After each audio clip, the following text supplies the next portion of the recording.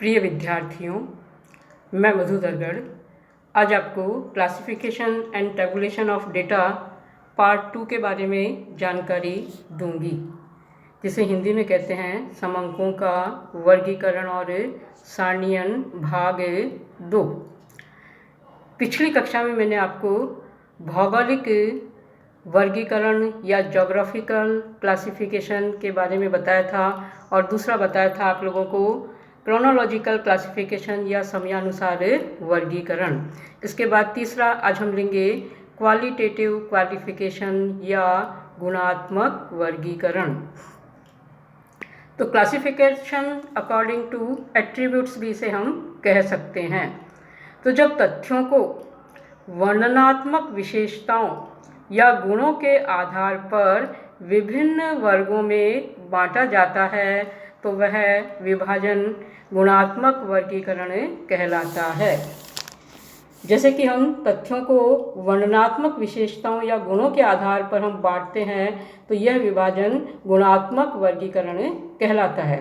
वर्णनात्मक तथ्यों का प्रत्यक्ष माप नहीं किया जा सकता, केवल गुणों की उपस्थिति व अनुपस्थिति के आधार पर उनकी गणना की जा सकती है, जैसे साक्षरता, बेकारी आदि।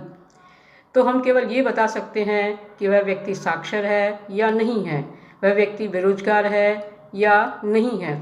केवल यह निर्धारित किया जा सकता है कि एक क्षेत्र में कितने साक्षर हैं तथा कितने निरक्षर। ऐसे तथ्यों को गुण या एट्रीब्यूट्स कहते हैं। गुणात्मक वर्गीकरण दो प्रकार का होता है। पहला है द्वंद्व भाजन वर्गीकरण और दूसरा है बहुगुण वर्गीकरण। तो पहला हम लेंगे क्लासिफिकेशन अकॉर्डिंग टू डायक्टोमी या द्वंद्व भाजन वर्गीकरण।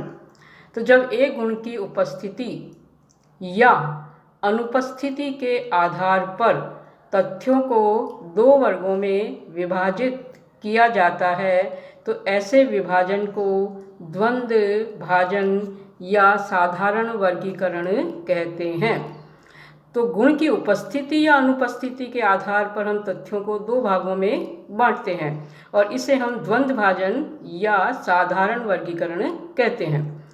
तो गुणों की उपस्थिति को बड़े वर्णाक्षरों अर्थात कैपिटल लेटर्स ए, बी, सी आदि तथा अनुपस्थिति को छोटे अक्षरों अर्थात स्मॉल लेटर्स ए, बी, सी आदि या ग्रीक वर्णाक्षरों जैसे अल्फा, बीटा, गामा आदि द्वारा प्रकट किया जाता है। जैसे साक्षरता के आधार पर अगर साक्षर है तो कैपिटल ए तथा निरक्षर है तो स्मॉल ए वर्गों में विभाजन सरल या द्वंद्व भाजन वर्गीकरण कहलाएगा। तो स्पष्ट है कि साक्षर है तो कैपिटल ए के द्वारा व्यक्त करेंगे और अगर निरक्षर है तो स्मॉल ए के द्वारा इसे हम बताएंगे। तो ये था पहला प्रकार। इसके बाद दूसरा लेते हैं मैनीफोल्ड क्लासिफिकेशन या बहुगुण वर्गीकरण। तो इसमें तथ्यों को एक से अधिक गुणों के आधार पर वर्गीकृत किया जाता है। पहले एक गुण के आधार पर दो वर्गों में विभाजित किया जाता है, फिर किसी अन्य गुण के आधार पर प्रत्येक वर्ग के दो उपवर्ग बनाए जाते हैं। तो आप इसे इस तरह से समझ लीजिए कि पहले हम एक गुण के आधार पर उसे दो वर्गों में विभाजित करेंगे, फिर किसी अन्य गुण के आधार पर फिर प्रत्येक वर्ग के दो उपवर्ग बनाए जाएंगे। जैसे इसका उदाहरण है किसी स्थान की जनसंख्या का तीन गुणों, पहला है ए लिंग, दूसरा है बी वैवाहिक स्थिति और तीसरा सी लिया है साक्षरता के आधार पर किया गया वर्गीकरण बहुगुण वर्गीकरण कहलाएगा। तो हमने यहाँ पर तीन गुण लिए हैं एक लिंग, दूसरा वैवाहिक स्थिति और तीसरा साक्षरता। और इसका जो उदाहरण है वह इस प्रकार से है। अगर पुरुष है तो कैपिटल ए, स्त्री है तो स्मॉल ए। तो ये लिंग के आधार पर वर्गीकरण है। वापस समझ लीजिए, लिंग के आधार पर वर्गीकरण किया है। पुरुष है तो कैपिटल ए, स्त्री है तो स्मॉल ए। वैवाहिक स्थिति के आधार पर हम देखें तो विवाहित है तो कैपिटल बी, अविवाहित है तो स्मॉल बी, साक्षर है तो कैपिटल सी और निरक्षर है तो स्मॉल सी। तो ये इनके संकेत रहेंगे। अब हम इसका वर्गीकरण करते हैं। जैसे टोटल जनसंख्या है n, इस जनसंख्या को पहले हम लिंग के आधार पर दो भागों में बांटेंगे। एक है पुरुष जो कि है कैपिटल ए और दूसरा है स्त्री जो कि है स्मॉल ए।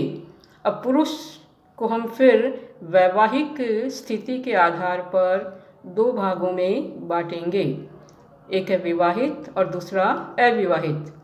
तो पुरुष है तो कैपिटल ए, विवाहित है तो कैपिटल बी। और अगर पुरुष है और अविवाहित है तो कैपिटल ए और स्मॉल बी इसका संकेत रहेगा। अब स्त्री लेते हैं। स्त्री में या तो विवाहित है या अविवाहित है। तो विवाहित है तो इसको हम कैपिटल बी के द्वारा बता रहे थे। तो स्त्री स्मॉल ए, विवाहित कैपिटल बी, और स्त्री स्मॉल ए, अविवाहित स्मॉल बी। तो स्त्री और अविवाहित है तो स्मॉल ए स्मॉल बी रहेगा। अब इसे हम पुनः साक्षरता के आधार पर दो भागों में बांटेंगे। जैसे कि पुरुष अगर विवाहित है और वह साक्षर है तो इसे हम capital A, capital B, capital C के द्वारा व्यक्त करेंगे। और अगर पुरुष विवाहित है और निरक्षर है तो इसे हम कैपिटल ए, कैपिटल बी और स्मॉल सी के द्वारा बताएंगे। अब अगर पुरुष ए अविवाहित है और साक्षर है तो इसे हम capital A, small B, capital C के द्वारा बताएंगे।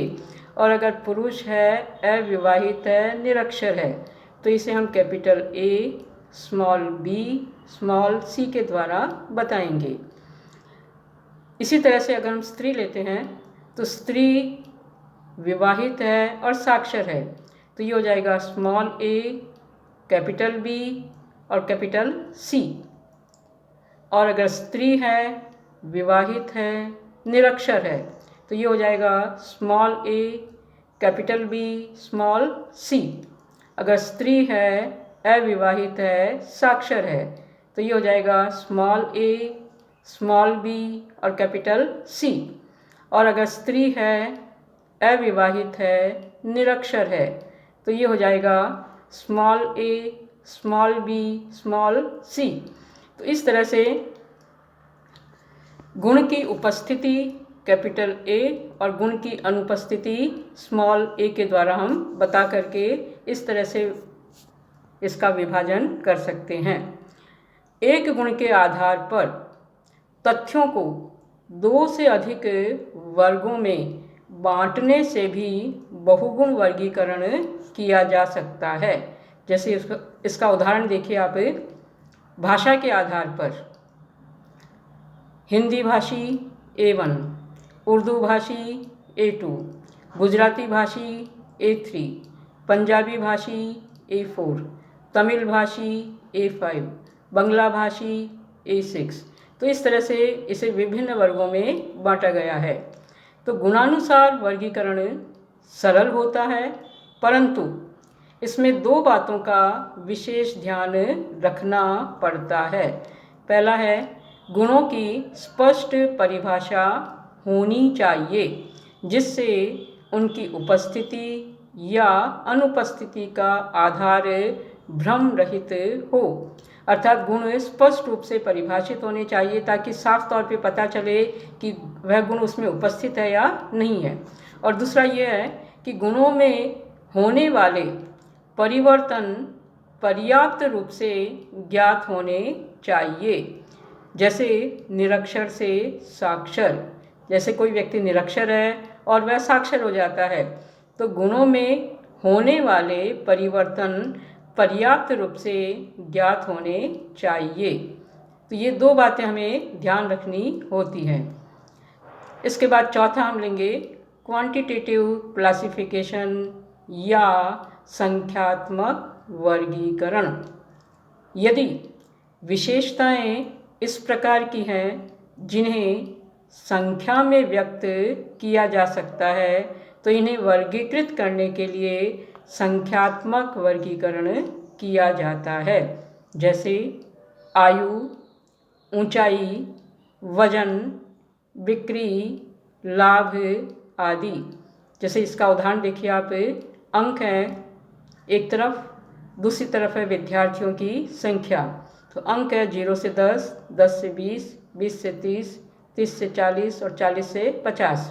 और विद्यार्थियों की संख्या है क्रमशः 10, 35, 100, 40 और 15। इसका मतलब ये है कि 0 से 10 अंक प्राप्त करने वाले विद्यार्थियों की संख्या है 10, 10 से 20 अंक प्राप्त करने वाले विद्यार्थियों की संख्या है 35, 20 से 30 अंक प्राप्त करने वाले विद्यार्थियों की संख्या है 100, 30 से 40 के बीच में अंक प्राप्त करने वाले विद्यार्थियों की संख्या है 40 और 40 से 50 के बीच अंक प्राप्त करने वाले विद्यार्थियों की संख्या है 15।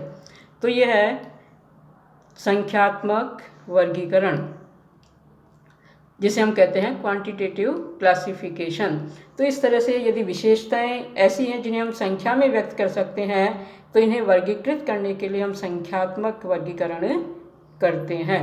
तो ये था क्लासिफिकेशन का आधार क्या है या उसका बेसिस क्या है।